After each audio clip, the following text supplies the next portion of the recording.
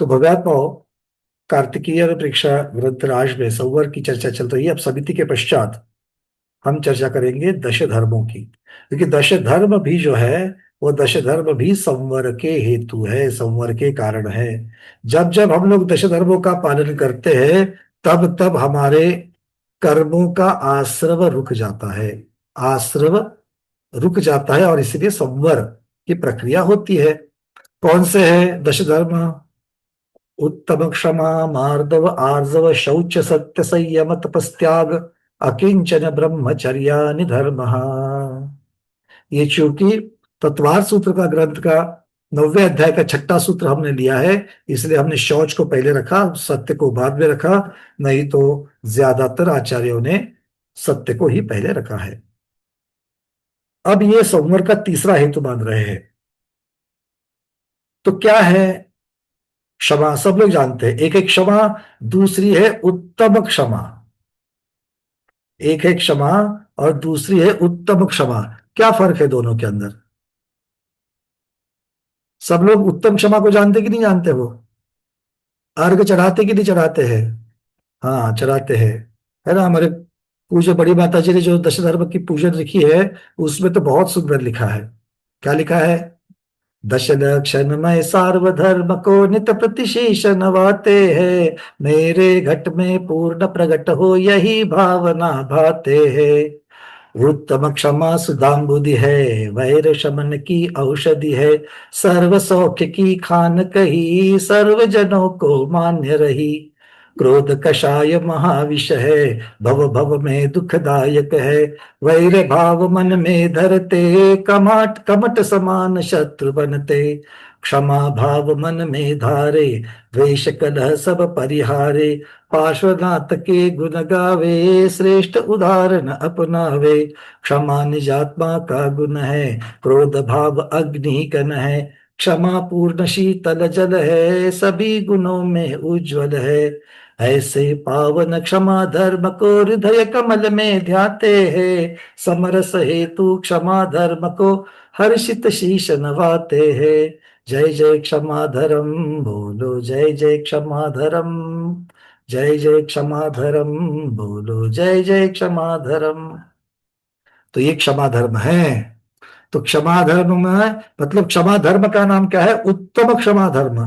तो हम और आप जो क्षमा करते हैं और जो उत्तम क्षमा है, इनमें क्या फर्क है? क्योंकि फर्क समझेगा तभी तो हम क्षमा से उत्तम क्षमा की तरफ बढ़ सकते हैं।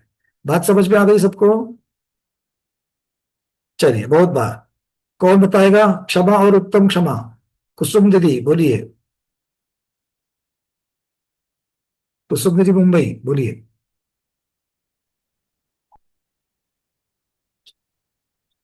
अनम्यूट हो चुका है, अन्य बोलिए। वंदना भैया जी। हाँ। जो ख्याति और लाभ के लिए जो होता है वो उत्तम क्षमा है। ख्याति और लाभ के लिए होता है तो उत्तम क्षमा है। नहीं नहीं, उल्टा बोल दिया। अच्छा। अभी जा रहा है कि आदि उत्तम नहीं है, सॉरी। चलो, उत्तम नहीं है। और नहीं है, ख्याति और पूजा जो उसके लाभ के लिए हिसाब से करते हैं वो उत्तम क्षमा नहीं है। मतलब आप और हम जो क्षमा करते हैं, वो ख्याति लाभ के लिए करते हैं क्या? हाँ, अपन तो ख्याति लाभ के लिए करते हैं। अच्छा, ख्याति लाभ के लिए ही करते हैं। चलो, और कौन बताएगा? हे मांगे दीदी। वंदना भैया। हम्म। साधु महाराज जो समिति का पालन कर रहे, समिति में प्रवृत्ति कर रहे हैं, उसमें सावधानी बनी रहे और उसमें प्रमाद ना आए और उसकी पवित्रता बनी रहे, उसके हिसाब से जो आगे उत्तम धर्म 10 धर्म पालन करते हैं, इसलिए उसको उत्तम कहा है। तो समिति में पालन कर रहे हैं, इसीलिए उनको उत्तम कहा है। नहीं, समिति जो पालन करते हैं उसकी पवित्रता बनी रहे, उसमें और विशुद्धि आए, सावधानी बनी रहे, हाँ, प्रमाद तो ना आए। ये ठीक है। आप उसका कार्य बता रही हो। हमें दोनों के बीच का अंतर चाहिए। क्योंकि जब हम त्रुटि समझ में आएंगे क्षमा की, उत्तम क्षमा की अपेक्षा से, तब जाकर के हम उस त्रुटि को हटा देंगे और हम भी पूर्णता की तरफ, उत्कृष्टता की तरफ चलेंगे। तो हम उसमें क्षमा में त्रुटि क्या है, कमी क्या है उत्तम क्षमा की अपेक्षा, ये हम जानना चाह रहे हैं। दीपा दीदी। उत्तम क्षमा, उत्तम शब्द लगाने से क्या आ गया वहां पर? हमारे आत्मा का विकास होता है, आत्मा के गुणों का विकास जिससे होगा वो हम्म। उत्तम क्षमा है। और आत्मा क्षमा के से, गुणों का विकास होना उत्तम क्षमा है, और साधारण क्षमा? और कभी कभी क्षमा तो ख्याति लाभ के लिए भी होती है, मगर उत्तम क्षमा ख्याति लाभ के लिए होती है ऐसा नहीं, वो आत्मा के गुणों के विकास के लिए जो क्षमा होती है वो उत्तम क्षमा है। चलो ठीक है। विजय थोलिया दीदी।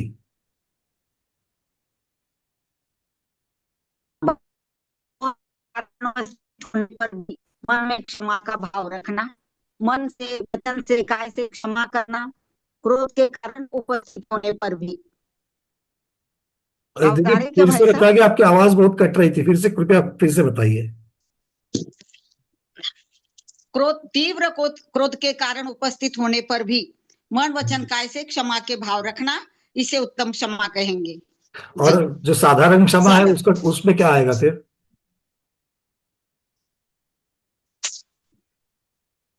जो साधारण क्षमा है उसमें क्या आएगा?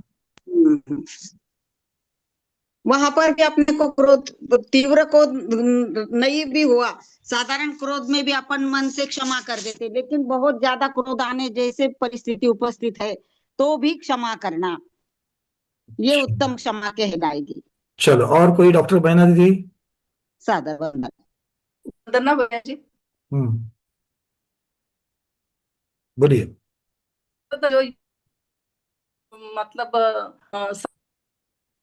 के लिए यूज किया उत्तम क्षमा, और क्षमा जो वर्ड होता है वो अपन जो क्षमा मांगते हैं उसकी क्षमा होता है। तो समझ में नहीं अपने आएगा, क्षमा फिर में से तो बोलिए। अपने फिर आज थोड़ा नेटवर्क की इशू है, तो जरा कृपया वापस बोलिए, नहीं तो फिर आप उत्तर देते वक्त अपना वीडियो बंद करके भी बोल सकते, बोलिए। उत्तम क्षमा वर्ड जो यूज होता है वो साधुओं के लिए यूज किया जाता है कि उत्तम क्षमा, और जो क्षमा वर्ड होता है वो खाली मतलब अन्य श्रावक जनों के तो लिए क्या यूज किया गृहस्थ जाता है। उत्तम क्षमा नहीं कर सकता? गृहस्थ क्षमा उत्तम क्षमा कर सकता है, परंतु उसके लिए तो मतलब देखो, कहना चाहिए पार्श्वनाथ भगवान ने 10 भव तक उत्तम क्षमा किया कि नहीं किया? किया। तो क्या प्रत्येक भाव में वो साधु अवस्था में ही उन्होंने उत्तम क्षमा किया? पर अपन जैसे अभी क्षमा मांगते हैं उसमें उत्तम क्षमा वर्ड जो यूज करते हैं वो अपन तो नहीं करते, अपन मिच्छामि दुक्कडम या क्षमा याचना करते हैं, ऐसा होता है। और उत्तम क्षमा तो जिनके मतलब सभी में समता भाव रखते हैं साधु लोग, और जो उनकी क्रिया समिति की क्रिया होते हैं तो उनके लिए, उनके चलिए, अंदर तो तो दीदी वो बताइए, मतलब और ठीक है दीदी, चलिए आप भी बता, आप सब लोग ऑलमोस्ट एक ही जगह पर सब लोग घूम रहे हैं। सोल दीदी बोलिए। वंदना भैया जी, उत्तम word I think it stands for सम्यक दर्शन, जो सम्यक दर्शन पूर्वक के साथ क्षमा की जाती है उसे उत्तम क्षमा ऐसे कहते हैं। और ये जो क्षमा की जो क्षमा करने की कैपेबिलिटी है, ये अपने आप को पहले तो क्षमा करना, मैं अपने आप को क्षमा करता हूँ, क्योंकि यहाँ पे कर्तृत्व भाव के बिना जो क्षमा होती कि मैंने इसको क्षमा किया, मैं इससे क्षमा मांगू, it is not about giving, it is not about forgiving और asking for forgiveness, it is accepting our own self, अपने आप को स्वीकार करना और अपने आप को क्षमा मांगना। मांगना भी नहीं एक्चुअली, ये वो एक, I am not able to express in exact words, ये अपने आप का एक्सेप्टेंस है, ये अपने आप का ही एक तरीके का सेल्फ रियलाइजेशन होता है, जहाँ पे फिर मांगने की या देने की जरूरत ही नहीं पड़ती, वो क्षमा उत्तम क्षमा होती है। ये जो बोली चाली में अपन करते ना, आई एम सॉरी और मिच्छामि दुक्कडम, ये तो यहाँ पे कर्तृत्व है, यहाँ पे कर्तापन है। इससे ऊपर जो क्षमा का भाव होता है इस उत्तम क्षमा। चलिए, बहुत अच्छी तरह से आपने बताया, और एक सम्यक्त्व के साथ उसको जोड़ने की वजह से उसको एक अलग से आयाम प्राप्त हो गया, और नजदीक आपके एक्यूरेसी आपके और बढ़ गई आपके उत्तर की। मुझे बस यही चाहना है कि सम्यक दृष्टि की क्षमा में अगर वो उत्तम क्षमा है, सम्यक्त्व के साथ जब की जाती है तब अगर वो उत्तम क्षमा है, तो फिर सम्यक्त्व के साथ जब उत्तम क्षमा होती है, उस क्षमा की विधि में, उसके स्वरूप में, और साधारण क्षमा जो मिथ्या दृष्टि भी करता है, इनमें क्या फर्क है? क्योंकि आप ही के प्रश्न को मैंने सिर्फ और थोड़ा सा आगे बढ़ाया है कि भाई एक बात तो पक्की है, उत्तम क्षमा जो है वो सम्यक्त्व के साथ होगी, और साधारण क्षमा सम्यक्त्व मिथ्या तो दोनों के साथ हो सकती है। ये और एक आयाम हमको स्वामी की अपेक्षा से मिल गया, किंतु स्वरूप की अपेक्षा अभी भी मुझे और क्लियर चाहिए। कुसुम दीदी, कलकत्ता।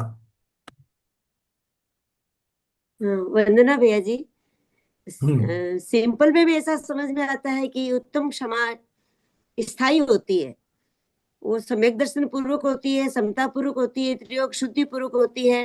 तो उत्तम क्षमा कभी खंडित नहीं होती। और हमारी क्षमा तो कभी वचन से हो गई तो काय मन से नहीं हुई, मन से हो गई तो काय से नहीं हुई, काय से हो गई तो कभी हो गई कभी नहीं हो गई। तो वो स्थिर नहीं है हमारी क्षमा। चलो, मिथ्या आपने दृष्टि की स्थिरता क्षमा की इससे अपेक्षा से नहीं कहा, लगती मुझे। स्थिरता की अपेक्षा से कहा, चलो ठीक है, कोई बात नहीं। मंजूर रहने वाले दीदी बोलिए। वंदना भैया, हम्म ख्याति पूजादि की निवृत्ति के लिए जो धारण किया जाता है उसे उत्तम कहते हैं। चलो, ये भी आप परिभाषा सब लोग आप लेकर के आए हो कि ख्याति पूजा वगैरह, चलो ठीक है। डॉक्टर स्वाति दोभाड़ा, मुझे थोड़ा सा एक स्वाध्यायी वाला, चिंतन वाला उत्तर चाहिए मुझे। आगम लाइनों वाला उत्तर नहीं, वो लाइन के अंदर छिपा वाला अर्थ चाहिए मुझे। डॉक्टर स्वाति दीदी बोलिए। हाँ, हाँ, वंदना भैया जी, दूसरों की गलतियों अपराधों को माफ करना एक क्षमा हो गई है। और और उत्तम क्षमा यानी अ, उच्चतम स्वर, सर्वव्यापी, आंतरिक शुद्धि, समभाव, म्हणजे परिस्थितियों में संभाव बना के रखना और क्रोध के स्थान पर करुणापूर्ण व्यवहार चुनना शामिल है। चलो, बहुत बढ़िया। आप भी और थोड़ा सा नजदीक पहुंच गए। जिनके जिनके हो गए जरा अपने हैंड रेस दिखा दीजिए, और जिनके पास अब तक बताए हुए जो उत्तर है उससे कोई भिन्न उत्तर होगा उतने ही लोग हाथ ऊपर करें। बाकी सब अपने हैंड रेस निकाल दे। मीनाक्षी दीदी।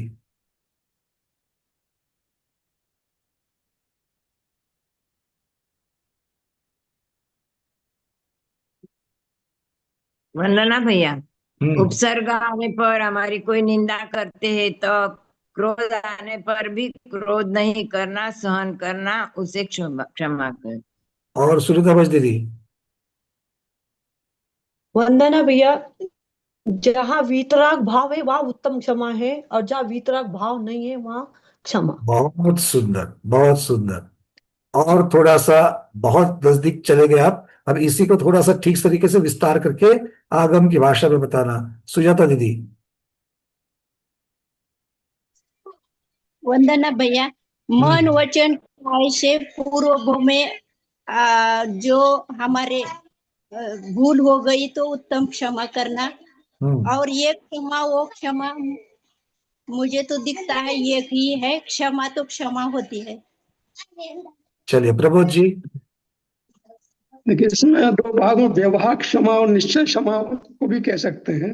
बहुत सुंदर। और तो ये निश्चय क्षमा जो होती है वो वीतरागी की होती है, बाकी तो चलिए, इन सारी चीजों को अगर हम लोग थोड़ा सा एकत्र करके देखेंगे तो एक बात, जैसे सोल दीदी ने कुछ सम्यक्त्व के साथ इसको जोड़ दिया, किसी ने उसको निश्चय के साथ जोड़ दिया, किसी ने फर्क करते हो तो उसको, किंतु हम सब लोग इसको एक तरीके से समझ रहे हैं। अभी हम लोग जो धर्मों को देख रहे हैं वो दश धर्म किस अपेक्षा से देख रहे हैं? हम संवर के हेतु की अपेक्षा देख रहे हैं। संवर के हेतु की अपेक्षा है, मतलब अगर कार्य की अपेक्षा, स्वामी की अपेक्षा से वर्णन हो गया, स्वरूप की अपेक्षा से वर्णन हो गया, सम्यक्त्व के साथ होना चाहिए। अब कार्य की अपेक्षा से जब हम लोग देखेंगे तो एक से संवर होगा भी और नहीं भी होगा, किंतु दूसरे से संवर पक्का होगा। उत्तम क्षमा ये संवर का हेतु, संवर में निमित्त है। सिर्फ क्षमा जो है वो होवे भी या नहीं होवे भी, सिर्फ क्षमा जो है वो पुण्याश्रय का भी निमित्त बन सकती है, आश्रय का भी निमित्त बन सकती है, शुभ आश्रय का निमित्त बन सकती है। अगर मिथ्या दृष्टि क्षमा कर दे, एक अविरत सम्यक दृष्टि क्षमा कर दे, और एक सकल संयमी क्षमा कर दे, और एक वीतराग क्षमा कर दे। अब देखो, अलग अलग तरीके से भावों की अपेक्षा से लगाते चलना। क्या सभी प्रकार की क्षमा एक ही प्रकार की है? नहीं है। जैसे जैसे जैसे जैसे भावों में विशुद्धि बढ़ती जाएगी वैसे वैसे उसके फल में भी विशुद्धि बढ़ती जाएगी। शुभाश्रय से लेकर के संवर के हेतु तक ये क्षमा से उत्तम क्षमा का क्या है? ये प्रवास है। ये जघन्य से लेकर के उत्कृष्ट तक क्षमा के ही अलग अलग रूप है अलग अलग अविभाग प्रतिच्छेद है, अलग अलग शक्तियां है। जब उसकी शक्ति बहुत विशेष हो जाती है तब उसको उत्तम क्षमा कहा है, जब उसमें विशेष शक्ति नहीं है तब उसको क्षमा कह दिया है। अब ये कौन करता है, हम करते, दूसरे करते, बिच्छा भी टुकड़े बोलकर करते, मन में क्या भाव रहते, ये सारी चीजें इसके सब पे लग जाती है। बातें सबको समझ में आ रही है? तो हम उसको भाव की अपेक्षा, अविभाग प्रतिच्छेद की अपेक्षा से अगर हम लोग लगा देंगे और उनकी अपेक्षा कार्य और कार्य की अपेक्षा से स्वामी, इनमें हमें क्षमा और उत्तम क्षमा में फर्क लगेगा। और एक जगह पर निश्चय और व्यवहार की चर्चा आई थी। तो निश्चय में क्या है? कलुषता के भाव उत्पन्न नहीं होने देना, ये उत्तम क्षमा है। क्या कह रहे हैं आचार्य भगवान? कलुषता के भाव उत्पन्न ही होने नहीं देना। एक क्रोध आने पर या क्रोध का कारण है तो क्षमा करना, और दूसरा क्रोध का कारण आवे या नहीं आवे तो भी मैं हमेशा समता में ही रहूं, समता में रहने की वजह से मुझे वो वाले भाव होंगे ही नहीं। ये उसका उत्कृष्ट रूप है। उत्तम क्षमा का उत्कृष्ट रूप क्या कहलाएगा? जिसी को हम लोग वितरागावस्था कहेंगे। राग द्वेष की वहां पर अब चूंकि क्रोध, क्षमा किसका विरुद्ध है? क्रोध का है, और क्रोध द्वेष रूप होता है, तो द्वेष की उत्पत्ति ही ना होवे, ये उत्तम क्षमा है। और द्वेष की उत्पत्ति होने के पश्चात उसका परिहार करना, यह साधारण क्षमा है। सबको समझ में आ गई बात? क्रोध का उत्पन्न होने पर उसका परिहार करना यह क्षमा है, और क्रोध को उत्पन्न ही नहीं होने देना यह उत्तम क्षमा है। तो फिर बोलेंगे उत्तम क्षमा अगर ऐसी है तो मुनि महाराज तो क्रोध आते हुए देखते हैं हम लोग। पर क्रोध कब आता है? उनका 99% नहीं 100% वो प्रयास कर रहे हैं कि क्रोध उत्पन्न ही ना होवे। ये उनका प्रयास, ये जघन्य प्रकार से उत्तम क्षमा मानी जाएगी।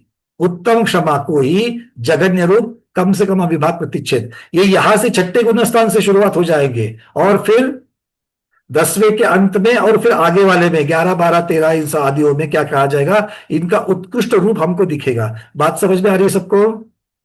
ऐसे ही उत्तम क्षमा के जैसा ही उत्तम मार्दव भी होगा, उत्तम आर्जव भी होगा, और उत्तम शौच भी होगा। क्योंकि क्रोध, मान, माया, लोभ, ये राग द्वेष उत्पन्न होने पर उनका परिहार करना ये साधारण भाव हो जाएंगे, जिसे हम लोग मार्दव कहेंगे, आर्जव कहेंगे, शौच कहेंगे। किंतु इनके साथ उत्तम शब्द लगने के लिए इनका उत्पन्न होने ही नहीं देना, इस प्रकार की समता को प्राप्त कर देना, इस प्रकार के स्वभावों को प्राप्त कर लेना। और चूंकि ये होगा कौन सी अवस्था में? अप्रमत्त पैगंबरी अवस्था में होगा, चारित्र के साथ होगा, इसीलिए बिना सम्यक दर्शन ज्ञान के होगा ही नहीं। सोल्डी बात समझ में आ गई है सम्यक दर्शन की? चूंकि ये होता ही चारित्र में है, इसलिए सम्यक दर्शन उसका अविनाभावी है, तो होगी ही होगी। तो इस तरीके से हम लोग इसको समझ सकते हैं। तो ये उत्तम क्षमा हुआ, उत्तम मार्दव हुआ, आर्जव योग की वक्रता नहीं होना, ये आर्जव हो जाएगा, और लोभ का होने नहीं देना और लोभ का त्याग कर देना इस अपेक्षा से। अब लोभ का त्याग कब करोगे? जो है उसी का तो त्याग करोगे, जो नहीं है उसका क्या त्याग करोगे? जो नहीं है उसका क्या त्याग करोगे? तो लोभ है तो त्याग कर लो, शौच हो जाएगा साधारण, और लोभ को उत्पन्न ही नहीं होने देंगे, ये क्या होगा? उत्तम शौच होगा। ठीक है, चलिए, लोभ किस किस के प्रति? लोभ किस किस के प्रति? ख्याति लाभ। अरे ख्याति लाभ तो छोड़ दो, ख्याति लाभ तो है ही। लोभ किसके प्रति होता है? परिवार के प्रति होता है, शरीर के प्रति होता है। ये दो चीजों को मुख्यता से ले लेंगे। अब परिवार को जितना बढ़ाना है उतना बढ़ाओ। परिवार अगर बढ़ाना है तो साथ संगति, उसके बाद में समाज वाले, उसके बाद में आजू बाजू वाले, क्या बोलते हैं उसको, मित्र परिवार, ये सारी चीजें, इनको जब आप एकत्रित करोगे तो बढ़ते बढ़ते ये परिग्रह ही तो बढ़ेगा, ये ममत्व भाव ही तो बढ़ेगा। तो ये ममत्व भाव मतलब क्या है? ये लोभ का भाव है। और इसीलिए इसको त्यागना, ये उत्पन्न ही नहीं होने देना, शरीर के प्रति मोह उत्पन्न ही नहीं होने देना, लोभ उत्पन्न ही नहीं होने देना। कब? 24 घंटे। और अगर ये एक स्वरूप हो गया और दूसरा अगर होवे तो जल्द से जल्द उस पर से निकल जावे। संज्वलन कषाय, संज्वलन कषाय किसे कही गई? वासना काल की अपेक्षा से संज्वलन कह दिया कि अंतर मुहूर्त के जब वासना जिनकी संस्कार जिसका पूर्ण होता है वो संज्वलन है। मतलब क्या है? वहां पर कषाय होगी नहीं, ऐसा नहीं, कषाय होगी किंतु जल्द से जल्द संभलेंगे। ये हो गया साधारण रूप। और जो वीतरागी के साथ होगा उन्हें उत्पन्न ही नहीं हो गई बात समझ में? अब दोनों में डिफरेंस समझ में आ गया? आ गया। तो डिफरेंस समझ में आ गया तो हमारे पास कौन सी है? क्षमा है या उत्तम क्षमा है?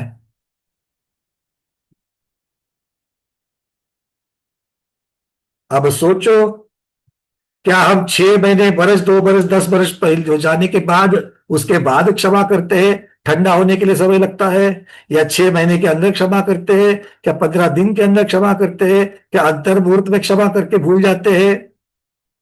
क्या क्षमा अविरत हमेशा से करते रहते हैं? प्रति समय हम क्षमा करते रहते हैं? अगर नहीं करते रहते तो हमें उस स्वरूप को, उस स्टेप को हमको प्राप्त करना है, उस लेवल को हमको प्राप्त करना है। बात सबके समझ में आ गई? इसलिए इतराना नहीं कि आज उसने मेरे को इतना सब बोल दिया, मेरी अपमान कर दी तो भी मैंने शांत रहा, मैंने कुछ नहीं किया। क्योंकि इसका बार बार स्मरण आने से क्या हो जाएगा? अहंकार बढ़ जाएगा। क्या हो जाएगा? अहंकार बढ़ जाएगा। क्यों? क्योंकि मेरा अपमान होते हुए भी मैंने माफ किया, अपमान होते भी माफ किया, अपमान होते भी माफ किया, तो मैंने किया, मैंने किया, मैंने किया, ये क्या हो जाएगा? इसमें उत्तम चीज नहीं बनेगी। और जैसा कि निश्चय है वो हमारे आत्मा का स्वभाव है, मतलब निश्चय से जो होगा वो आत्मा का शुद्ध स्वरूप। वीतराग होने के पश्चात किसी प्रकार का रागद्वेष उत्पन्न होगा क्या? नहीं। मतलब वही तो शुद्ध आत्मा की पहचान है। कौन से? शुद्धता किसकी अपेक्षा से कह रहे हैं? वीतरागता की अपेक्षा से कह रहे हैं। ठीक है, चलिए, यहां तक की बातें क्लियर है। अब चलते आगे। अब आएगा कौन सा? 4 के पश्चात आएगा सत्य। हाँ, यहां पर हेमांगी दीदी का बहुत अच्छा प्रश्न आ गया है। जब क्रोध उत्पन्न ही नहीं होगा, जब क्रोध उत्पन्न ही नहीं होगा तो क्षमा धारण करने का भाव ही नहीं आएगा। जब क्रोध उत्पन्न ही नहीं होगा तो क्षमा धारण करने का भाव ही नहीं आएगा, तो उत्तम क्षमा कैसे बनेगी? इसका उत्तर है आपको एग्जैक्टली उल्टा सोचना है।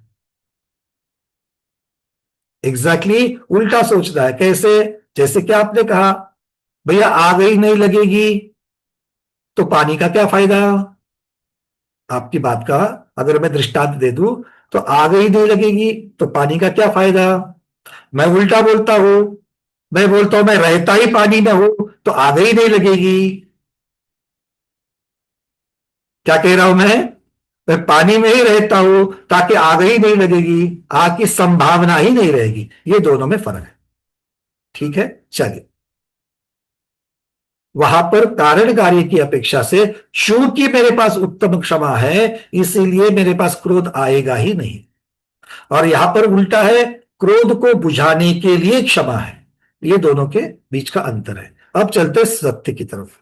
क्या है भाई उत्तम सत्य? किसे कहेंगे? अब ये तो 4 तो कषाय की अपेक्षा से हो गया। उत्तम सत्य किसे कहेंगे?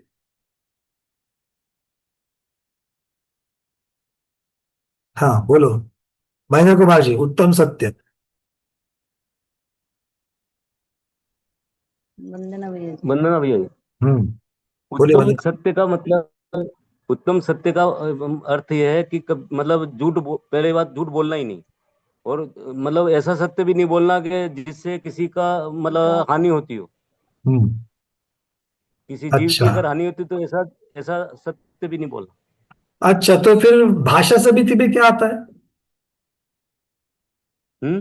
भाषा समिति में क्या आता है फिर? क्यों ना मैं सत्य धर्म को भाषा समिति में डाल दूं सीधे सीधे? नहीं, भाषा समिति से तो ऐसा है कि भाषा समिति में इस तरीके से मतलब अपने को किसी को टोंट या ऐसा किसी ऐसी भाषा का प्रयोग नहीं करना, हितमित भाषा को बोलने का, जिससे कि भाषा समिति में भी, भाषा समिति में भी बात तो वही है कि हमें सच ही बोलना है, और सत्य धर्म में भी वही है कि हमें सत्य ही बोलना है। अब दोनों भी, समिति भी और धर्म भी, दोनों भी संवर का ही कारण है जी। तो अब मैं उनमें दोनों में फर्क कैसे करूं? भाषा समिति और सत्य धर्म, इन दोनों में फर्क कैसे करूं? विश्वास करते हैं। मतलब भाषा समिति में तो क्या है कि अपनी अपनी ओर से बोलने का मतलब वो है कि अपने जो भी तोल करके बोलने का, जो भी मतलब भाषा अपन या जो भी शब्द बोलते हैं ना उसको तोल मोल करके बोलने का, जिससे क्या है कि मतलब सामने वाले को कोई इसको मतलब हंट वो नहीं करे। और कॉमन चीजें हैं, जब हम तुलना करते हैं ना, तुलना करते तो आपको इस प्रकार के तथ्यों को सामने रखना है कि क्रिस्टल क्लियर हो जाए, ये अलग है ये अलग है। तुलना जब होती है तो हमें बिल्कुल अलग अलग दिखना चाहिए। अभी बहुत सारा स्वरूप जो है ना कॉमन दिख रहा है, इसलिए तुष्टि नहीं हो रही, उस प्रश्न की जिज्ञासा की तुष्टि नहीं हो रही है। ठीक है, आप बिल्कुल ठीक जा रहे हो, बट वो ये मतलब क्रिस्टल क्लियर नहीं हो रहा है। विजय लक्ष्मी दीदी, जो जैसा है और जैसा दिखता है स्वरूप है वैसा ही कहना या कथन करना।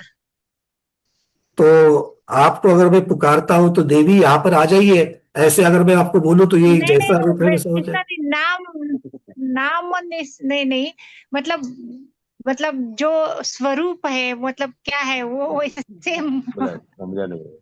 थोड़ा थोड़ा थोड़ा थोड़ा, क्योंकि अगर यथार्थता की चर्चा करोगे तो 10 प्रकार के सत्य में सभी में यथार्थता नहीं होती, इस बात को समझ लेना पहले। हाँ जो है ना, 10 प्रकार के सत्य में सब में यथार्थता कैसी है? जैसे कि जनपद सत्य है,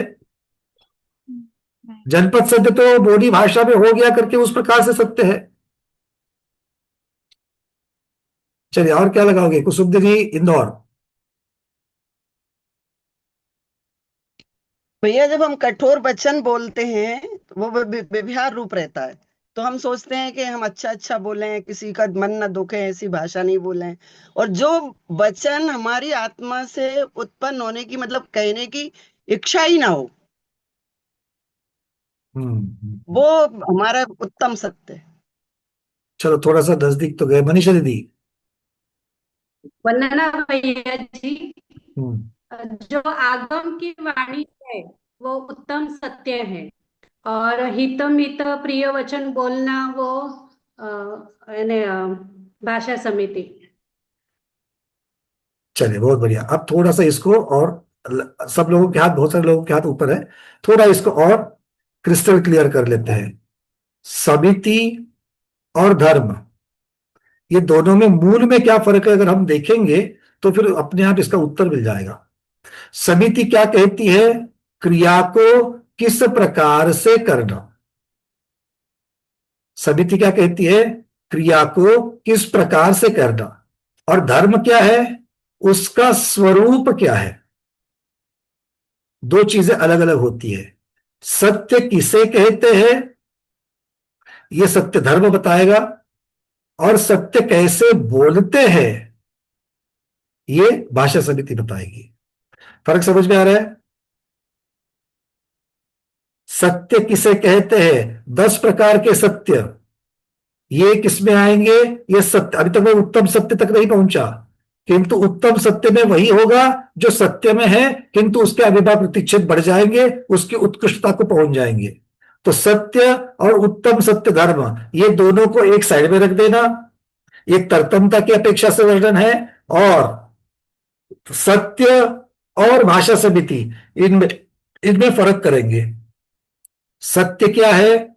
10 प्रकार के जो सत्य बोले जाते हैं वो स्वरूप की अपेक्षा से सत्य है, और वो कैसे बोलने हैं, हित मित प्रिय, ये भाषा समिति बता रही है। समझ में आ गई बात? क्लियर है? जो जैसा है वैसा बोलना ये सत्य है, किंतु इसी को हितकारी रूप में कहना, मितता के साथ कहना और प्रियता, प्रिय शब्दों के साथ कहना, ये तरीका जो है, ये विधि जो है, ये समिति कहलाएगी। फर्क आ रहा है समझ में? अकेला सत्य, आप अगर कटु दूसरे के मन को बिल्कुल छाले पड़े इस प्रकार से बताओगे तो चलेगा? देखो, आचार्य भगवान ने संवर के हेतु में दोनों चीजों को लिया है, मतलब दोनों अनिवार्य है, एक की जगह दूसरा ऐसा नहीं है। दोनों अनिवार्य है, मतलब दोनों का अलग अलग महत्व है। इन बातों को हमको समझना है। एक तो सत्य होना चाहिए, यथार्थता होनी चाहिए, ये बात हो गई। फिर उसके साथ में किसी को ठगे जाने वाली वगैरह वगैरह वगैरह जितनी भी बातें करनी है वो सब सत्य में आ जाएगी। किंतु सत्य को बोलना कैसे है, सत्य को जाहिर कैसे करना है, सत्य को प्रकट कैसे करना है, ये जो तरीका है वो हित मित प्रिय का भाषा समिति का है। क्लियर है? जैसे किसी ने चोरी करी, आपको पता है इसने चोरी की है, इसने चोरी की है, तो आपने क्या कहा? ये चोर है। चार लोगों के सामने लेकर के जाकर के बोला ये चोर है, ये चोर है, ये चोर है। सत्य है, असत्य थोड़ी है। ये सत्य है, ये असत्य नहीं है। किंतु अगर यही मैं उसको समझा करके बता रहा हूं, क्या बता रहा हूं?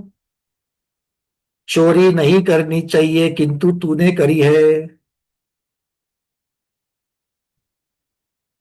हितोपदेश भी हो गया, थोड़े में भी बताया, और प्रियता के साथ में भी उसको बताने के लिए और भी शब्दों की कर सकते हैं आप। एक एक बेसिक फर्क समझ में आ रहा है। एक है सत्य का स्वरूप और दूसरा है सत्य पर कथन करने की विधि। ये फर्क लग रहा है कि नहीं लग रहा है? अपने बच्चों को वही बात डांट करके भी बताई जा सकती है, कड़वे शब्दों के साथ भी बताई जा सकती है, और बच्चों को वही बात अच्छी तरीके से मीठे शब्दों में समझा के भी बताई जा सकती है। हाँ या ना? जैसा एक दिन हमारे पूज्य गुरु माँ ने बोल दिया, बहुत बहुत प्यार मिलता था, बहुत लाड़ प्यार होते थे, और एक दिन सुबह 6 बजे वहां पर कक्षा चालू होती थी, 6 से 7 बजे लाइव में भी आते थे और कक्षा भी चालू होती थी हर रोज। तो एक दिन क्या हो गया, एक दिन उठने के लिए हमें लेट हो गया, तो इसलिए सुबह 6 बजे की कक्षा में पहुंचे नहीं। फिर 6:30 पौने 7 बजे पहुंचे, वहां पर अभी भी भगवान की प्रतिमा विराजमान थी, इधर कक्षा चल रही है, हम अभिषेक करके करके पूरा करके अपनी क्रिया को करके वहां पर बैठते बैठते 7 को 5 मिनट कम थे, तो आखिरी 5 मिनट में कक्षा में बैठ गए। वहीं पर बाजू बाजू में चीज है। तो गुरु माँ ने हमारे बोल दिया, चंद्रामती माता जी ने, बड़ी प्रशंसा। ये हमारे पूना से पंकज जी आते हैं, इंजीनियर पंकज जी, ये ऐसा ऐसा पढ़ाते हैं, ये करते हैं, ये करते हैं, ये सब बता दिया, और आगे जाकर के बोल दिया किंतु कभी कभी कक्षा अटेंड नहीं कर पाते। क्या करे, कर्म का प्रकोप है, निद्रा की आराधना करते हैं। जो पता चलना है वो पता भी चल गया, जो मैसेज पहुंचना है वो मैसेज भी पहुंच गया, और शब्दों की अपेक्षा से शिक्षा भी मिल गई। क्लियर हो रहा है? तो ये बताने की तरीका जो है वो भाषा समिति में आ जाएगा, किंतु सत्य बताया कि नहीं बताया? सत्य ही बताया। और ये सत्य सत्य तो एक स्वरूप हो गया और दूसरा विधि हो गई। अब इसी सत्य को उत्तम सत्य कब कहेंगे? इसी सत्य को उत्तम सत्य कब कहेंगे? जब वो आत्मा का स्वभाव हो जाएगा, जब उसमें कभी भी विपरीतता नहीं होगी, जब कभी उसमें कभी भी संशय आदि नहीं होगा, तब ठोस निर्णय के साथ में सत्य में क्या होता है? ठोस निर्णय होता है, संशय नहीं होता है। संशय हो जाएगा तो उसे क्या कहेंगे? अनुभय कहेंगे।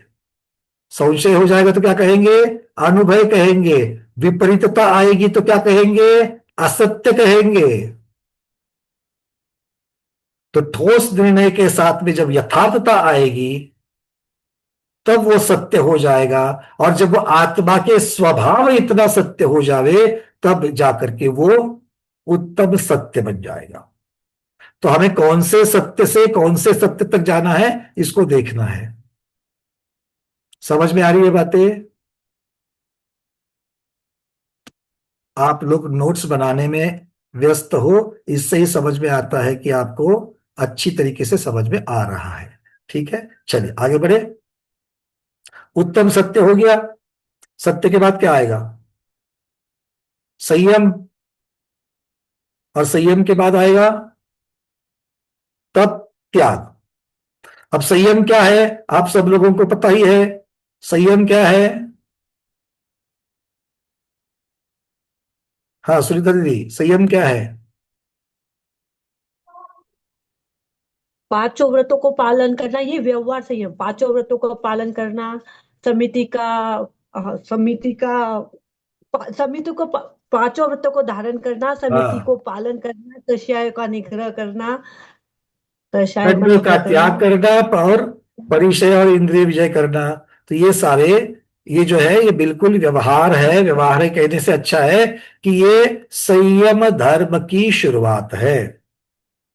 व्यवहार में शुरुआत होती है और फिर आगे चल करके हम उत्तम संयम की तरफ जब बढ़ते हैं तो उत्तम संयम क्या होगा? उत्तम संयम आत्मा का स्वभाव होगा, जो चारित्र में प्रकट हो जाएगा।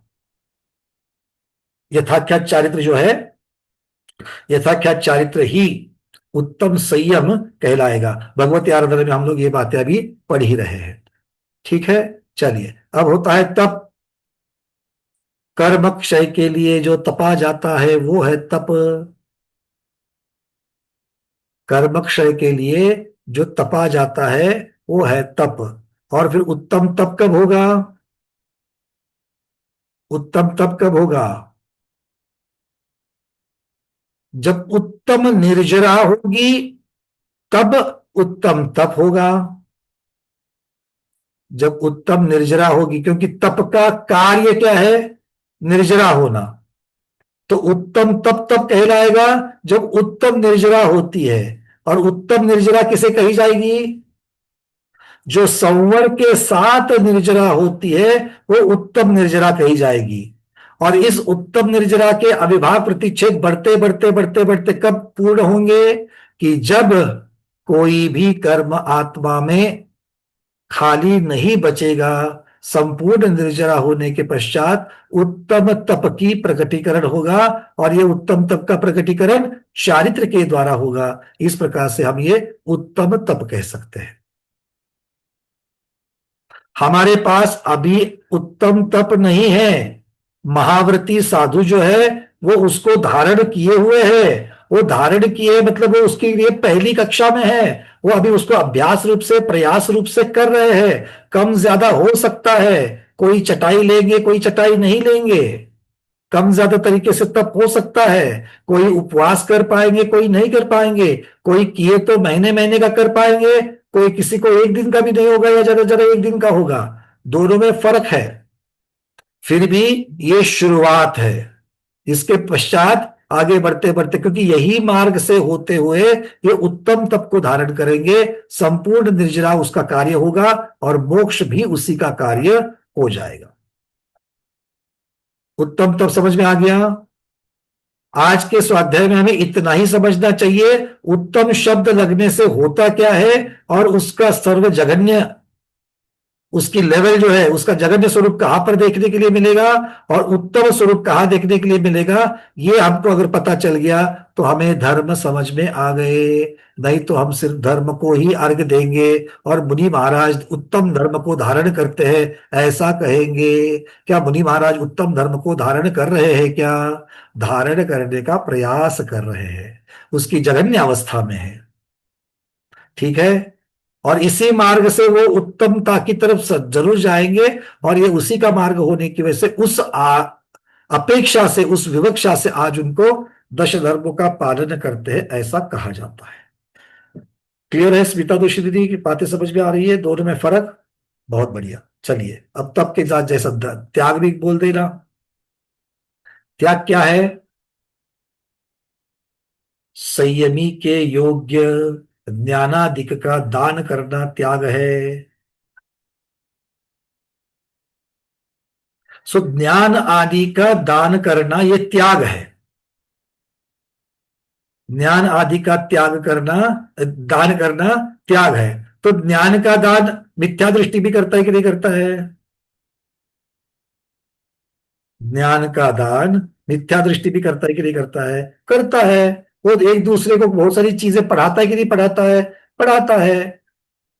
तो उससे अब जो आपके शिक्षक थे स्कूल में, अब वो क्या सारे के सारे सम्यक दृष्टि थे? नहीं। फिर भी उसने उन्होंने ज्ञानदान दिया कि नहीं दिया? दिया, ज्ञानदान दिया। क्या सारा का सारा ज्ञान मिथ्या था? नहीं। यथार्थ दान भी उन्होंने, यथार्थ ज्ञान का भी दान दिया। तो वो सिर्फ और सिर्फ ज्ञान दान की अपेक्षा से वो सिर्फ त्याग कहलाएगा। आगे चलते चलते चलते सम्यक ज्ञान का जो त्याग करे, दान करे, सम्यक ज्ञान का जो दान करे, उसका त्याग मिथ्या दृष्टि के ज्ञान दान से उत्कृष्ट ऊपर वाला कहलाएगा। फिर जो प्रतिभाधारी इस प्रकार का ध्यान देंगे वो उसके ऊपर का कहा जाएगा। फिर महासाधु जो है, साधु बनकर के छठे सातवें गुणस्थान वर्ती आकर जब ज्ञानदान आदि करते हैं, वो उसके ऊपर का हो जाएगा। किंतु उस ज्ञानदान में परफेक्शन कब आएगी? वो ज्ञानदान हितोपदेशी कब कहलाएगा? सर्वज्ञता के साथ और वीतरागता के साथ जब होगा, तभी वो ज्ञानदान संपूर्ण ज्ञानदान और उपयोगी ज्ञानदान होगा। मतलब दान किसका हो गया? अगर दान को ही त्याग कहना है तो उत्तम त्याग किसका हो गया? उत्तम त्याग किसका हो गया?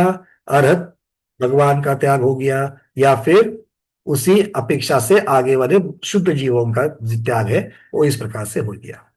ठीक है।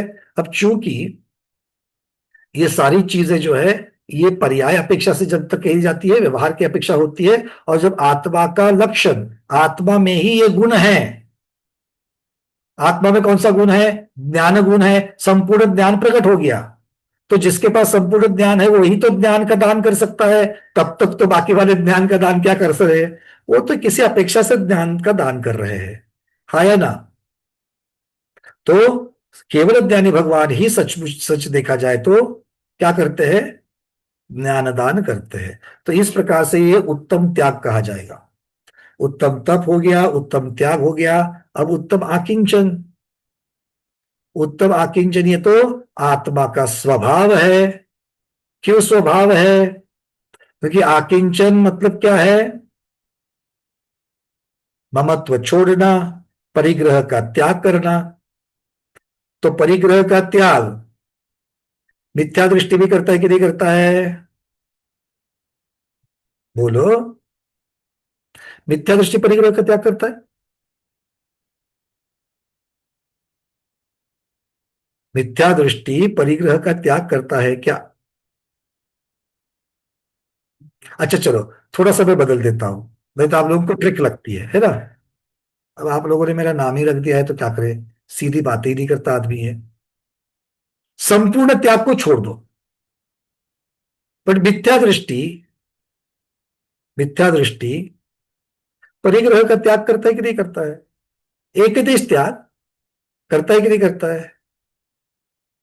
इच्छा से करता है, इच्छा के विरुद्ध भी करता है, हाँ या ना? एक मिथ्या दृष्टि है, जलेबी बहुत पसंद थी, जिंदगी भर खाई, बाद में हो गया डायबिटीज। अब घर में थाली थाली भर करके जलेबी बन रही है, किंतु खुद नहीं खा रहा है, खाने का त्याग कर दिया।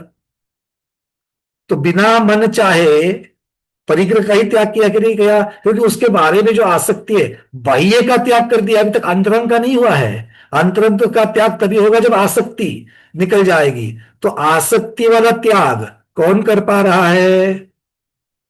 उसकी शुरुआत एक देश संयमी के पास से हो जाएगी। संयमा संयमी जो है वो आसक्ति के त्याग की शुरुआत कर रहा है, अविरत सम्यक दृष्टि भी नहीं कर रहा। क्लियर है? आसक्ति का त्याग किए बिना संसार शरीर भोग निर्विन्ना की शुरुआत होगी क्या? कहीं पर भी जाकर के किसी भी समय में भोजन करने की आजादी, और शोध के ही वस्त्र चाहिए, शोध का ही पानी चाहिए, मर्यादा का ही तैयार द्रव्य चाहिए, तब जाकर के सोने में भोजन बनेगा, तब जाकर के मैं मर्यादा से उसको खाऊंगा।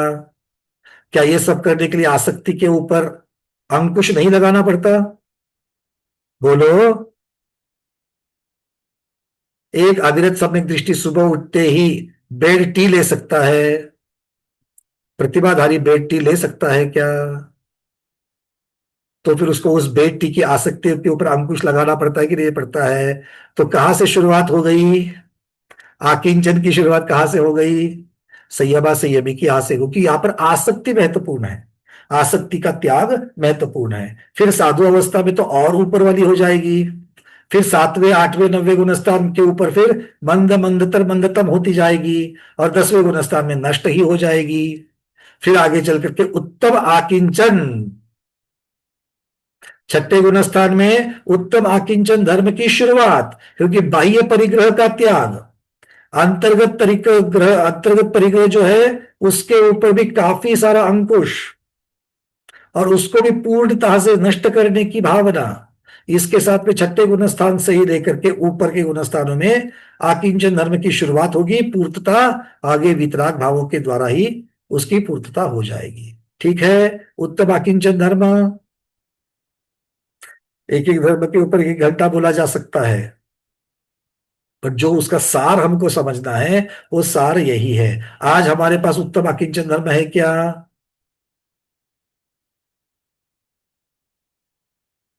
नहीं। जिन्होंने जिन्होंने अनुव्रत में परिग्रह परिमाण व्रत किया है उनकी उत्तम आकिंचन धर्म की शुरुआत जघन्य से जघन्य विभाग प्रतिच्छेद के साथ में शुरुआत हुई है। 1 रुपए की इन्वेस्टमेंट भले, किंतु 1 रुपए की इन्वेस्टमेंट तो हो गई है। समझ में आ गई बात? यही आज का 1 रुपया आगे जाकर के करोड़ों रुपए का फल देने वाला है, केवल ज्ञान का फल, वितरागता का फल। क्लियर हो गया? हाँ, आज हम कहने वाले हैं, क्या कहने वाले हैं? जल्द से जल्द अनुव्रतों को धारण करो, जिन्होंने धारण किया है वे पालन करो, और जो पहले से पालन कर रहे हैं वो आगे बढ़ करके फिर महाव्रत को धारण करो। और फिर आता है उत्तम ब्रह्मचर्य। अब ये बताने की जरूरत है क्या? मिथ्या दृष्टि के पास भी ब्रह्मचर्य है कि नहीं है? बिल्कुल है। मिथ्या दृष्टियों में भी एक पत्नी व्रत वाले बहुत सारे होते हैं, वो अपना अपना उसका उसके उसकी पर्याय के अनुसार है। सम्यक दृष्टि का भी होता है कि नहीं है? अपनी ही सुधार संतोष कहते हैं कि नहीं कहते हैं? सुधार संतोष, अपनी ही धारा में संतोष रखना। फिर आगे चल करके ब्रह्मचर्य अनुव्रत लेने वालों के, दूसरी प्रतिभाधारी के, और फिर 7वीं प्रतिभाधारी के, 11वीं प्रतिभाधारी के, महाव्रतधारी के, अप्रवृत्त मुनिराज के, और सूक्ष्म सांप्राय संयम जिनका है उस मुनिराज का ब्रह्मचर्य, और फिर वितराग भगवान का ब्रह्मचर्य। अलग अलग अलग अलग अलग अलग अलग होते होते होते होते पूर्णता तो जाएगा। ये सब इस प्रकार की चर्चा करने से, इस प्रकार का चिंतन करने से क्या हमें, हम कहाँ खड़े हैं और हम कहाँ तक छोड़ करके आए हैं और आगे कितना बाकी है, उसका उत्तम स्वरूप क्या है, ये अपने आप क्रिस्टल क्लियर दिख रहा है कि नहीं दिख रहा है? हमें तो बहुत अच्छी तरीके से दिख रहा है कि हम क्या छोड़ करके आए हैं, हम कहाँ खड़े हैं, और आगे और कितना दूर जाना है, और दूर जाने के पश्चात उस छोर पर क्या मिलेगा, ये भी हमको बहुत अच्छी तरीके से दिख रहा है। अगर ये आपको समझ में आ रहा है तो क्षमा क्या है, उत्तम क्षमा क्या है, दोनों समझ में आएगा। दश धर्म क्या है ये भी समझ में आएंगे। ठीक है? नहीं तो तब तक सिर्फ और सिर्फ अर्घ्य ही चढ़ाते जाएंगे। मेरा अर्घ्य चढ़ाने के लिए कोई निषेध नहीं है, अर्घ्य तो चढ़ाना ही चढ़ाना है, किंतु साथ साथ में भावना भी भानी है, ये महत्वपूर्ण है। दश धर्म के ऊपर किसी को प्रश्न है तो पूछ सकते हैं, नहीं तो फिर हम आगे बढ़ेंगे, क्योंकि धर्म के ऊपर बहुत बार अलग अलग तरीके से हमने चर्चा की है। यहाँ पर संवर के हेतुभूत जो है उसकी चर्चा हम लोग कर रहे हैं। गंगवाल जी बोलिए। वंदना भैया जी, दान और त्याग ये दोनों में क्या फर्क है? फिर से बोलिए। दान और त्याग ये दो शब्द जो आते हैं उसमें दोनों में क्या फर्क है? दान प्रक्रिया है और उसका कार्य त्याग है। कार्य कारण संबंध। एक प्रक्रिया होती है, दान की प्रक्रिया है, दान भेद रूप में हो जाएगा और त्याग अभेद रूप में उसका उसी का कार्य कहला जाएगा। कार्य कार्य का कार्य, इस प्रकार से भी आप देख सकते हैं।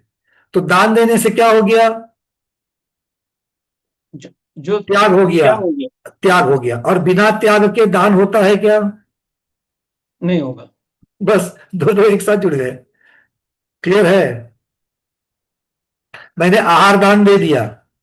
जब आहार दान दे दिया तो जो ग्रास मुनि महाराज के हाथ में रखा है उस पर अब मेरा ममत्व है अब कि नहीं नहीं है। है? अब मेरा ममत्व नहीं है। अब जो बच जाता है वो भी हम क्या कहते हैं? महाराज जी के चौके का प्रसाद है। प्रसाद है। आगे बात समझ में? तो एक चीज मैं अपने ही स्वस्यादि सर्गो दानम, अनुग्रहात स्वस्यादि सर्गो दानम, तो सर्ग कर देना, स्व के अपनी ही चीजों का त्याग कर देना, यही दान प्रक्रिया है। एक स्वरूप में आएगा, एक क्रिया में आएगा, एक कार्य में आएगा। इस प्रकार से अलग अलग तरीके से एक दूसरे के साथ में संबंध है। ठीक ठीक। मतलब मैंने ये समझा था कि दान जो है अपनी वस्तु का, अपने पास जो है उसका दान दिया जाता है, बिल्कुल सही है, द्रव्य में। और त्याग जो है वो अंतरंग मन की इच्छा से जो होता है, वो मतलब इच्छा जो है वो जो कारण है वो कार्य। आपने बिल्कुल सही कहा। त्याग ये भावना है, त्याग ये भावना है, और दान ये प्रक्रिया है। त्याग ये भावना है और दान प्रक्रिया है। मेरे ज्ञान का उपयोग करके मैं दूसरों के अंधकार को, अज्ञान अंधकार को मिटा सकूं, ये मेरी भावना है। कौन सी भावना है? त्याग की भावना है। मेरे पास का जो ज्ञान है वो ज्ञान मैं दूसरे को दे सकूं, ये मेरी भावना है। और जब मैं साक्षात उस चीज को करता हूं तब वो ज्ञान दान की क्रिया होती है। अभी त्याग में, अब जैसे मैंने कोई कुछ चीज का, कुछ वस्तु का त्याग किया है, अभी मैं आज मीठा नहीं खाऊंगा, ये त्याग हो गया। उसमें दान नहीं, कहाँ है? वहां पर वो प्रक्रिया, वहां पर भावना तो त्याग की बनी। वहां तो भावना तो त्याग की, क्योंकि मुझे कुछ छोड़ना है इसीलिए त्याग की भावना है। दान में भी कुछ छोड़ना है इसीलिए त्याग की भावना है। वहां पर उसका कार्य दान रूप हो गया। यहां पर उसका जो कार्य होगा, जब मैं रस का त्याग कर रहा हूं, त्याग भावना है, किंतु उसका कार्य क्या होगा? वो कार्य दान नहीं है। वहां पर इंद्रिय संयम, ये उसका कार्य हो रहा है। अच्छा। भावना एक, कार्य अलग अलग। त्याग के भावना से संयम भी होगा, त्याग के भावना से दान भी होगा। दोनों चीजें पॉसिबल है, बिल्कुल पॉसिबल है। और इसीलिए जब उसका त्याग की भावना से जब हम संयम कर रहे हैं तो उसके साथ में तप अपने आप आ जाता है। अच्छा। इसीलिए तप आराधना, चारित्र आराधना में, चारित्र कहो संयम कहो, उसी में है, क्योंकि वो एक दूसरे के साथ लगे हुए हैं। इसलिए जब मैं उपवास कर रहा हूं, एकासन कर रहा हूं, रस परित्याग कर रहा हूं, ये सब कर रहा हूं, तो उसके त्याग की भावना मेरे पास है। उपवास बिना भोजन के त्याग की भावना के होगा क्या? नहीं होगा। अच्छा, वो करने से क्या हो गया? दान हुआ क्या? नहीं हुआ। बट मेरा संयम हो गया। किसके ऊपर? इंद्रिय के ऊपर। मैंने कुछ खाया नहीं, इंद्रिय संयम हो गया। और इसी को तप भी कहा। क्यों तप कहा? क्योंकि उसका कार्य अलग है, उससे निर्जरा हुई, इसलिए उसको तप कहा। तो एक ही चीज से अलग अलग तरीके के कार्य हो सकते हैं एक ही भावना से। समझ गया। ठीक है। जैसे आप दही को मथ रहे हो, दही को मथ रहे हो, तो एक साथ मथने की क्रिया एक ही है, किंतु दही से छाछ भी बन रहा है और उस छाछ से मक्खन भी बाहर निकल रहा है। क्यों? मैंने तो दही लिया था, दही में मैंने जल ले लिया और मथना प्रारंभ कर दिया। तो मथने से क्या हुआ? दही का रूपांतर छाछ में भी हुआ और मथने से छाछ में से मक्खन भी बाहर निकल आया। तो एक क्रिया से दो कार्य हुए कि नहीं हुए? ये तो एक पर्याय जो उत्पन्न हुई उसको छाछ कहा, दूसरी पर्याय जो उत्पन्न हुई उसको नवनीत कहा। तो कार्य रूप में दो कार्य हुए, कार्य तो, कारण तो एक ही रहा, भावना तो एक ही रही। ठीक है, चलिए पवन जी। नाम भैया, अपन एक ध्यान सागर जी चर्चा करते थे त्याग और दान में एक डिफरेंस देखा था कि जैसे मृत्यु के पश्चात लोग बोलते मैं आंखों का दान कर रहा हूँ, मैं लिवर का दान कर रहा हूँ, वो भी संक्षेप में बताए तो ठीक देखिए, रहेगा। लौकिक दान जो होते हैं, लौकिक दान की चर्चा, किंतु वहां पर भी खुद के चीज अवयव का दान करना है, अवयव का त्याग करना है, ये जो भावना बनती है और ये सबके साथ बने, ये जरूरी नहीं है। कोई जीव है वो कहता है कि मैं मरने के पश्चात मेरे शरीर का चिरफाड़ नहीं करना है, ये किसी की भावना है। और दूसरी की भावना है भैया ठीक है, अब मेरे को तो उसका कोई फायदा होने वाला नहीं है, पर इससे मेरी आंखों से अगर कोई दूसरा जीव अगर आंखें देख पाए तो। किंतु जो आगम में दान की परिभाषा बताई गई है, वहां पर उसके जो उससे होने वाला जो उपकार है उनकी जो चर्चा की गई है, इसलिए दान के बहुत सारे भेद होते हैं। लौकिक दान अलग है, पात्र दान जो कहा गया है, जो और इसलिए कार्य भी अलग अलग होंगे। भोग भूमि सभी प्रकार के दान से नहीं मिलेगी, निर्जरा हर एक प्रकार के तप से नहीं होती है, कुतप भी है, बाल तप भी है और सम्यक तप भी है। तो ये अलग अलग प्रक्रियाएं दिखते वक्त हमें एक प्रकार की क्रियाएं दिखती है, भावनाएं एक प्रकार की दिखती है, किंतु उसके अंदर उसका स्वरूप और उसमें जो भिन्नता होती है उससे, और उसको पात्र की अपेक्षा से भी उसका कार्य और फल ये बिल्कुल बदलते बदलते रहते हैं। नहीं, ठीक है, मृत्यु के पश्चात बोल आपका शरीर पे कोई अधिकार ही नहीं है। वो प्रकरण ही नहीं है यहाँ पर संवर की चर्चा चल रही है। संवर की प्रक्रिया में अगर हम लोग चर्चा करेंगे तो मुझे ऐसे दान करने हैं या ऐसा त्याग करना है, उस त्याग की वजह से मुझे अब आश्रव ना होवे, संवर हो जाए। तो शुरुआत में किसका आश्रव बंद हो जाएगा? अशुभ का आश्रव बंद हो जाएगा। और आगे जब हम लोग उसको आगे अप्रमत्त अवस्था के साथ करते करते करते वितरागता के साथ जब करेंगे तो उसके साथ में तो फिर कर्म का बंध भी नहीं होगा, ना शुभ का आश्रय होगा ना अशुभ का आश्रय। शुभ अशुभ दोनों नहीं रहेंगे। ठीक है, हाँ चलिए हेमांगी दीदी। गुरुदेव ध्यान सागर जी ने एक और भी बताया था दान और त्याग में, कि जो हम दान करते हैं वो हमारे पास से उसमें से आंशिक रूप से करते हैं, बिल्कुल, और जिस चीज का हम त्याग करते हैं वो पूर्ण रूप से उसका त्याग हो जाता है। पूर्ण रूप से भी कर सकते हैं और अधूरे रूप से भी कर सकते हैं। त्याग दोनों तरीके से होता है और दान जो है वो आंशिक होता है। जी, ये गुरुदेव ने बताया था। बट मुख्यतः से दान ये प्रक्रिया है और त्याग ये भावना है। चाहे तो आप पूरा का पूरा दान भी कर सकते हो, पर ये जरूरी नहीं कि हमेशा से पूरा का पूरा दान हो जाए। और किसी का प्रश्न? अर्चना दीदी एक मिनट। हाँ दीदी अनम्यूट करिए। वंदना भैया जी, पूरा का पूरा दान दान भैया तो फिर अपने केवली भगवान ही कर सकते ना, अपन तो नहीं कर सकते। कर सकते, क्यों नहीं कर सकते? कैसे? बचा हुआ सारा का सारा मेरा बाह्य परिग्रह है, वो उसको मैंने दान कर दिया। लेकिन फिर भी भैया जी कुछ ना कुछ तो रह ही जाता है ना अपने पास। कैसे रहेगा? अब गुरुदेव, अब जो अपना चश्मा आज हो जितने भी गया, साधु बने हैं, मान लीजिए आँख से। आज जो सारे हाँ साधु जो बने हैं, उन्होंने क्या घर हाँ। का कुछ आंशिकता अपने मालिकिन के ऊपर रखी, क्या स्वामित्व में रखी है? एक रूम अच्छा, मेरे ऐसा भी मतलब ये है।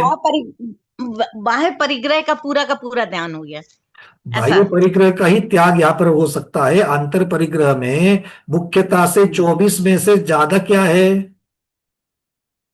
ज्यादा है अंतरंग परिग्रह है ना 12। हाँ, क्या है? अंतरंग परिग्रह कितने होते हैं? 14 होते हैं। हाँ 14। टोटल 24 होते हैं, तो 14 बाह्य 10 अंतरंग 14। 14 में से 13 क्या है? कशा ही तो है। 9 बड़ी कशा, छोटी कशा है, और 4 छोटी कशा है। तो 9 और 4 13 यही चले गए, और 14वां मिथ्यात्व है। तो इसमें से अब बोलो किसका संपूर्ण त्याग नहीं कर सकते? सही बात है, नहीं वितराग अवस्था में संपूर्ण, पूरा हो क्षणिक जाता समय दृष्टि हो जाएंगे तो मिथ्यात्व पूरा चला गया, जी जी जी और जब वितराग हो जाएंगे तो पूरा हो जाएगा। जी इस भैया जी प्रकार से बहुत। लेकिन आज ना 10 धर्म की इतनी बारीकी से पहली बार क्लियरिटी इसमें समझ में आया, बहुत अच्छे से समझ में जब भी चर्चा चली है इस प्रकार की ही चर्चा भैया। मैं चलती पहली बार सुन रही हूँ मैं पहली बार सुन रही हूँ। अभी चलो। दोबारा भी वीडियो सुनेंगे, इतना अच्छा लगा मुझे आज का तो। सर्वार्थ सिद्धि की जो वीडियो है उसपे धर्म के ऊपर एक वो से ज्यादा है। तब मैंने ज्वाइन ही नहीं किया था ना, मैं मुझे वही पता ही बात नहीं नहीं, था। यूट्यूब के ऊपर है, देख लेना। देखो, जब पर्यूषण, हमारा कहना वही है, आपके पास सब लोगों के पास लिंक रहती है, पर्यूषण आ गया। अब पर्यूषण में मेरे दश धर्मों के प्रति, अगर मैं दोपहर में हर एक जगह पर मैं सुनती हूँ, टीवी पर सुनती हूँ, सब जगह सुनती हूँ, बट अलग अलग चर्चाओं को मुझे सुनना है, तो चाहिए तो मैं फिर से जो मुझे याद नहीं है या जो मैंने नहीं सुना है उसको मुझे सुनना चाहिए। वो सुनने से क्या होता है कि आज आपको क्यों आनंद आ रहा है, क्योंकि आप एक नया पहलू आपके समझ में आ गया, बस इतनी सी बात है, इसलिए उसका आनंद होता है। ठीक है, चलिए। और आचार्यों को मुख्यतः से इसी चीज की तरफ उनको धर्म के माध्यम से, देखो जैसे आचार्य ने बताया कि विस्तारवादी शिष्य होते हैं, मध्यम विस्तार वाले और लघु विस्तार वाले रहते हैं, तो लघु विस्तार वालों को बता करके हो गया, अब उनके ज्ञान का क्षय उतना नहीं है, तो आप क्या करोगे भैया? ठीक है, परिग्रह चो भी सभेद, परिग्रह चो भी सभेद, त्याग करे मुनिराज जी। इतनी बातों से समझाया गया कि मुनि महाराज का ये परिग्रह का त्याग रहता है। और मैं भक्ति कर रहा हूं, किस तरीके की भक्ति कर रहा हूं कि मेरे भी छूट जावे, तो ये इतना बता दिया। बट जो इसी में अटक करके बैठ गया वो क्या करता है बाद में, क्योंकि प्रमादी तो है ही है, पहले अर्घ ऐसे चढ़ा रहा था, अब क्या अर्घ भी चढ़ा रहा है और क्या बोलता है, त्याग करे मुनिराज, दूसरा हाथ खाली है ना, वो दूसरे हाथ का उपयोग कर दिया उसने, त्याग करे मुनिराज जी, मतलब मुनिराज को करना है तो मुनिराज देखेंगे, हमें क्या करना है। देखो यहां पर तो भगवान ने लिखा है, भगवान की वाणी है पूजा में, परिग्रह के 24 भेद होते हैं और मुनिराज उसका त्याग करते हैं। भाई मुनिराज हो क्या, मतलब ये मेरा सिलेबस है क्या? नहीं है, मैं चलता हूं आगे, ये हो जाता है ना, इसीलिए सुनना चाहिए। चलिए आगे बढ़ते हैं। महाराज जी आने तक, आचार्य जी आने तक हम लोग आज बने रहेंगे। अब इसमें काफी है, अगर इसको मैं विस्तार करने जाऊं तो संयम की परिभाषा में सकल संयम की चर्चा चलती है, फिर अपरुत संयम, उपेक्षा संयम, इनकी चर्चा होगी, वो क्या है। फिर अपरुत संयम में जो 8 प्रकार की शुद्धियां बताई गई है, उन शुद्धियों का वर्णन चलेगा। क्या आप लोग ये सब कुछ वापस पढ़ना चाहते हो?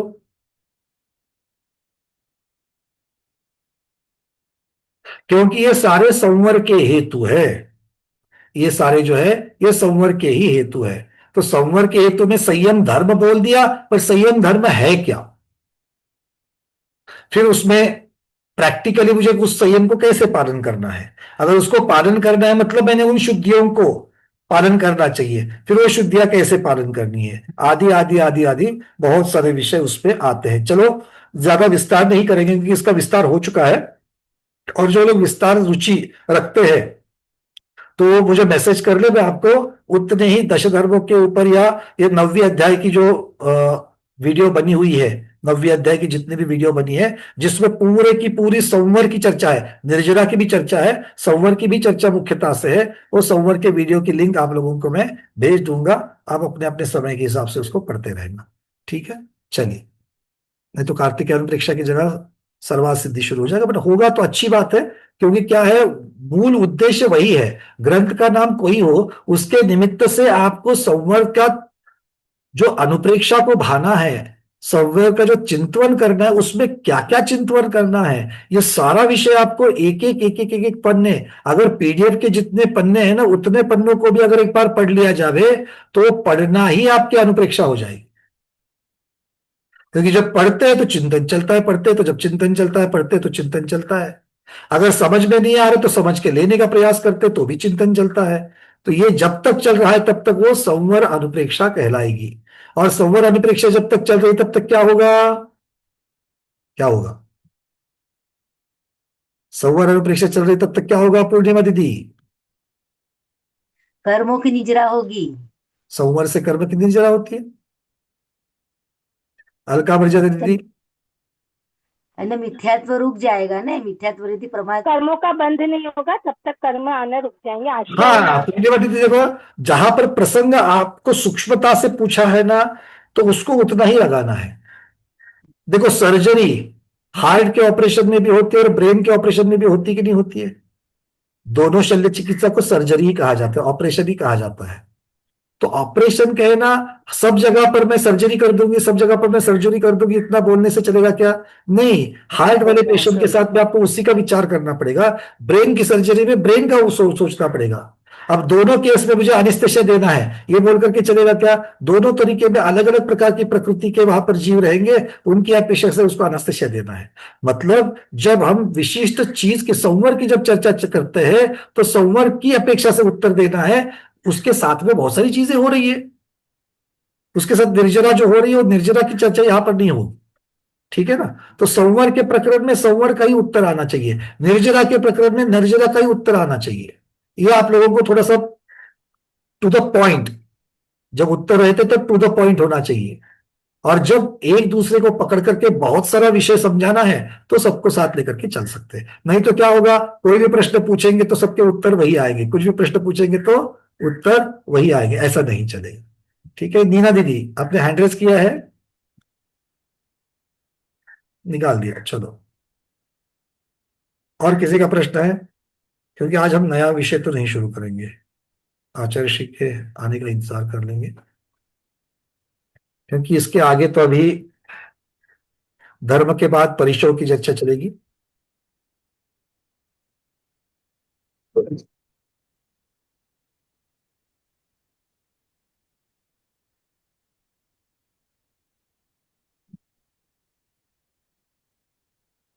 कुसुम दीदी कलकत्ता पूछिए, फिर डॉक्टर मैना दीदी।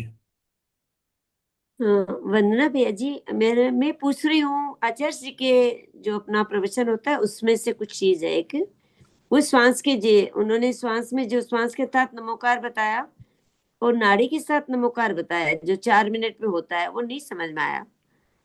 नहीं देखिए, उसमें श्वास के क्या साथ है, नमोकार तो पता है हमेशा करते हैं, नाड़ी के साथ नमस्कार कैसे? नाड़ी की अपेक्षा से काल उसका जो है वो कम आ जाता है, ये उन्होंने बताया। उसमें क्या कैसे पकड़ेंगे नमोकार को? एक फास्ट विधि है, एक धीरे वाली विधि है, इतना ही फर्क है। अच्छा, ठीक। समझने का अर्थ है कि इस मार्ग से जाएंगे तो जल्दी पहुंचेंगे, शॉर्टकट है, इस मार्ग से जाएंगे तो थोड़ा सा लंबा टाइम लगेगा, दोनों मार्ग वहीं पर लेकर के जाएंगे। नहीं, जैसे श्वास के साथ तो हमारा एकदम उपयोग स्थिर होता है, ये आपको लगता है, पर श्वास कितना चढ़ना चाहिए, कितनी देर में अंदर लेना और कितनी देर में बाहर छोड़ना, हाँ, वो संख्या मिनट्स अब में। ये हाँ, तो उसकी प्रक्रिया एक नाड़ी की अपेक्षा से प्रक्रिया, एक धड़कन की अपेक्षा से प्रक्रिया इस प्रकार से है। ठीक, इसके पास अब अर्थ नहीं आ रहा धर्म पूरा, के प्रदार, नहीं, समझने के लिए बड़ा इजी है, मैं आपको बता दूं। समझ में आ गया हमारी दोनों नाड़ियों के गति जो है वो अलग अलग है।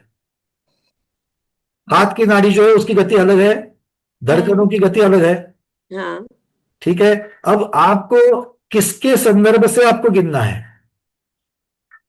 एक फास्ट चलने वाला है और एक धीरे चलने वाला है। फास्ट चलने वाले की अपेक्षा से करोगे तो जल्दी खत्म होगा, और धीरे चलने वाले की अपेक्षा से पूर्ण करने का प्रयास करोगे तो देर लग जाएगी। फर्क इतना ही है, बहुत अंतर पड़ता है ना उसमें, 20, 22, 24 मिनट लग जाते हैं श्वास के तान नहीं, 4 मिनट तक लगते हैं।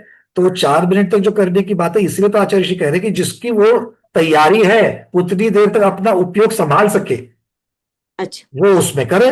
जो लोगों का उपयोग नहीं संभलता है, जल्दी भटक जाता है, वो कम से कम इतने वाले से करे, नाड़ी से तो करे, जो सेकेंडों में आपका पूरा हो जाएगा।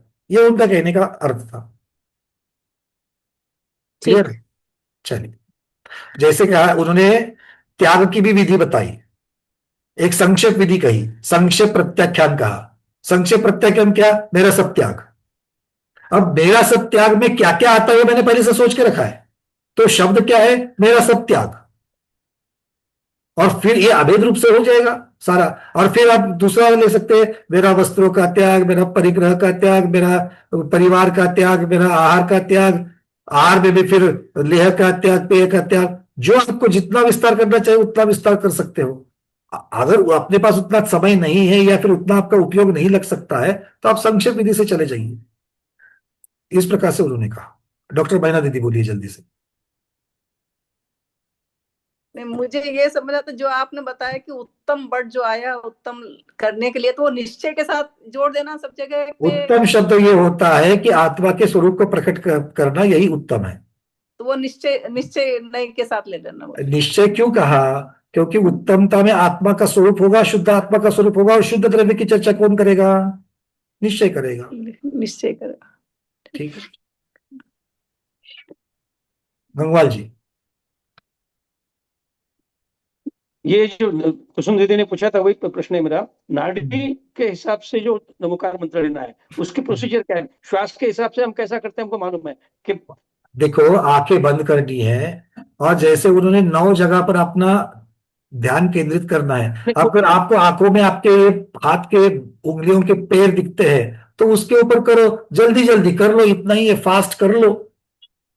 नहीं, लेकिन अभी जैसे श्वास भरते हुए हरियंतानम, छोड़ते हुए सिद्धानम, ये जो प्रोसीजर हमें मालूम है 27 श्वासों में हम पूरा करते हैं, लेकिन नाड़ी के इसमें ये कैसी आपको प्रोसीजर लगता है कि आप 27 श्वास में कर रहे हो। एक श्वास कितनी देर चलनी चाहिए, उतनी देर चलती है क्या आपकी?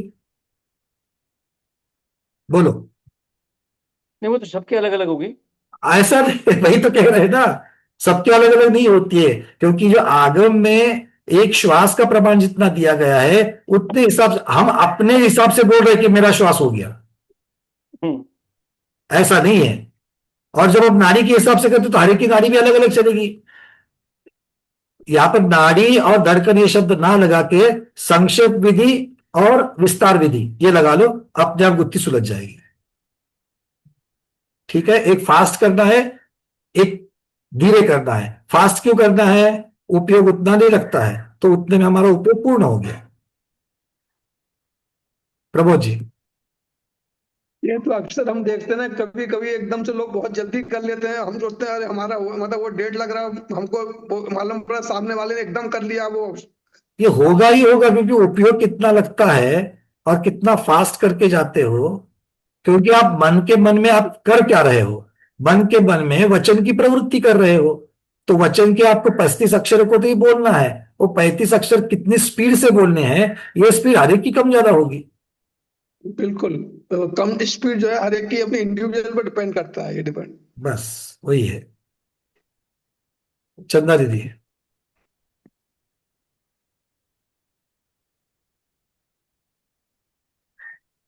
हाँ अरविंद जी, पुरुषार्थ भी आएगा। जब प्रमाद को छोड़ना है वो पुरुषार्थ है।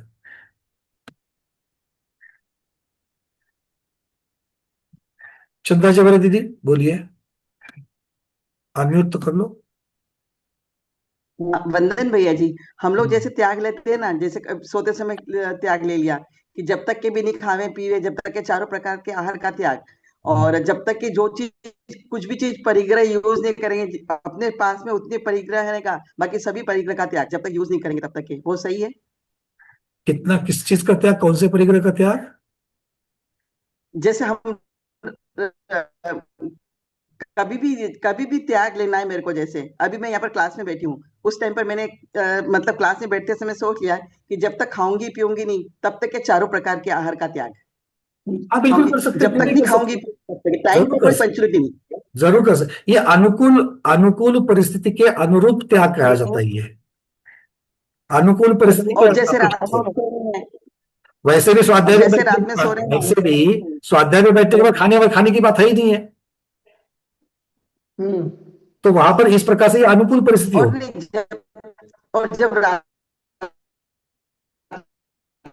में सोते हैं, हाँ वो भी तरीका है, त्याग लेके सोते हैं कि जो वो परिग्रह मेरे पास में हाँ ये भी इस प्रकार से गुरुओं के द्वारा हमने भी सुना हुआ है। हमने भी एक गोसल सागर जी करके अलग जी थे, वो हमारे पास आए थे, बहुत पहली बात है, 20 वर्ष पहली बात है, तब उन्होंने ये तरीका हमको बताया था गोसल सागर जी ने, कि अगर कुछ भी त्याग, ये शुरुआत है, ये बच्चों को जैसे पढ़ाया जाता है वैसे है। जिसको त्याग का अभ्यास नहीं है उसको त्याग करना है ना भाई, तेरे को ऐसा बोल दे कि रात्रि में सोने के पश्चात और उठने के पूर्व तक मेरा ये चीजों का त्याग, इस प्रकार से बोल सकते। तो एक ने उठ करके बोल दिया कि मेरे को रात्रि में उठ करके पानी पीना लगा, अगर मान लो मेरे को खांसी आ गई और पानी पीना, तो महाराज जी ने बोल दिया तो जो खांसी आते और पानी पीने के लिए उठते तब तुम्हारी निद्रा है क्या? नहीं है। निद्रा से जग गए हो तो तुम्हारा पूर्ण हो गया नियम। जब तक निद्रा में हो तब तक त्याग, इस प्रकार से। बट ये सारे जो है ये बच्चों के लिए बताए जाने वाले, जो अभ्यास शुरू करते हैं उनके लिए त्याग रहते हैं वैसे। 4 पत्ते भेज दो, भी 4-5 पत्ते फिर देख लेंगे। ठीक है, चलिए। और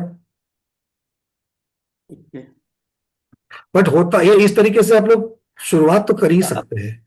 फिर वो अष्टमी चौदस को बता देगा क्या फायदा है, क्या अष्टमी चौदस को सिर्फ त्याग करने से फायदा है, बाकी चीजों में दिनों में खाने से चलेगा क्या, नहीं। बट शुरुआत कहीं ना कहीं तो हो, इस अपेक्षा से ये सब चीजें बताई जाती है।